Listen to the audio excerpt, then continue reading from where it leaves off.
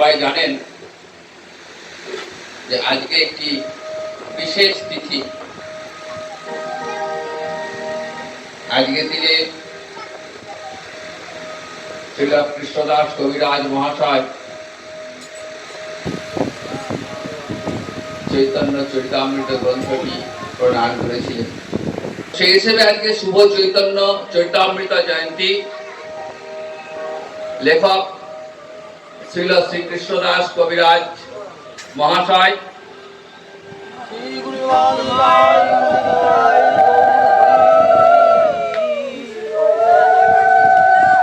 চৈতন্য জীবনী সম্পর্কে তিনি একটি স্তবক রচনা করেছিলেন এবং বৃদ্ধ বয়সে তিনি এই গ্রন্থটি রচনা করেন। বৃন্দাবনের লেখা শুরু করে কৃষ্ণদাস জীবনের শেষ প্রান্তে এসে এই গ্রন্থটি সমাপ্ত করেন। যদিও সম্যকভাবে কখনো বিদ্যুৎ সমাজে এখন এই গ্রন্থটি সমানভাবে আলোচিত প্রাসঙ্গিক। তো এই বইটি রচনাকাল সম্ভবত 1592 খ্রিস্টাব্দের পর, কিন্তু প্রচলিত মত অনুযায়ী এর রচনাকাল বলেছেন আরো পরে 1609 থেকে 1615 খ্রিস্টাব্দের মধ্যে। এই গ্রন্থটি বৃন্দাবন দাসের যে চৈতন্য ভাগবত সেইটা দিয়ে সূচিত চৈতন্য চরিতাখ্যানগুলি সৃষ্টিশীল রচনা পর্বের অন্তিম পর্যায়ে স্থাপনা করেন। যদিও এর আগে বৃন্দাবন দাস তিনি চৈতন্য ভাগবত রচনা করেছেন,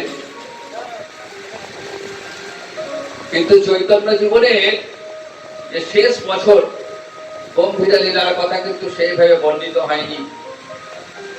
তাই কৃষ্ণদাসের চৈতন্য চরিতামৃত চৈতন্যের পরবর্তী বছরগুলি জুড়েছে এবং চৈতন্য এবং তার অনুগামীদের দ্বারা ব্যাখ্যা করা রসদর্শনের বিশদ ব্যাখ্যা করেছে। এই চৈতন্য চরিতামৃত গৌড়ীয় বৈষ্ণবদের অনুশীলনের জন্য একটি সংকলন হিসেবে কাজ করে। অধিবিদ্যা, তত্ত্ববিদ্যা, নন্দন তত্ত্বে গোস্বামীদের দ্বারা বিকশিত গৌড়ী ধর্মতত্ত্বের রূপরেখা প্রদান করে। সপ্তদশ শতকের গোড়ার দিকে চৈতন্য চরিতামৃত প্রায়শই অনুলিপি করা হতো এবং বাংলা এবং উড়িষ্যার বৈষ্ণব সম্প্রদায়ের মধ্যে ব্যাপকভাবে প্রচারিত হয়। এই সময়কালে এর জনপ্রিয়তার কারণ তিনজন বৈষ্ণব প্রচারক নরোত্তম দাস, শ্যামানন্দ দাস এবং শ্রীনিবাস আচার্য প্রভু, যারা জীব গোস্বামী এবং কৃষ্ণদাস কবিরাজের দ্বারা প্রশিক্ষিত হয়েছিলেন। তারা পরবর্তীকালে এই চৈতন্য চরিতামৃত এবং বৈষ্ণব গ্রন্থগুলি বৃন্দাবন থেকে নিয়ে এসে গৌড়ীয় বৈষ্ণব সমাজে প্রচার শুরু করেছিলেন। তো আজকে সেই চৈতন্য চরিতামৃত জন্মজয়ন্তী। তো আমরা সেই চৈতন্য চরিতামৃতের নামে একটু জয়ধ্বনি করব। জয় জয় শ্রী চৈতন্য চরিতামৃত কি, জয় জয় শ্রীল কৃষ্ণদাস কবিরাজ কি।